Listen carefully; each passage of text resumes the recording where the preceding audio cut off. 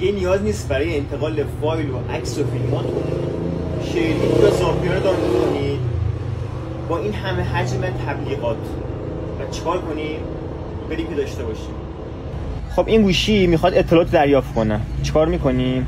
اینجا کویک شیر باز میکنیم، اینو میذاریم رو همه فقط برای 10 دقیقه. 10 دقیقه دیگه خودش خاموش بشه. انجام شد. بعد از این گوشی که میخوایم انتقال بدیم هر چیزی رو، مثلا میام اینجا چند تا عکس انتخاب میکنم، اینجا شیر رو میزنم پایین، کویک شیر انتخاب میکنم، اینجا اسم گوشی رو میاره انتخاب میکنم،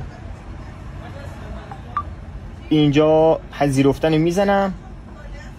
نگاه کنید 7 تا عکس رو در عرض 1 ثانیه، خیلی زود، بدون هیچ تبلیغاتی، بدون هیچ دردسری.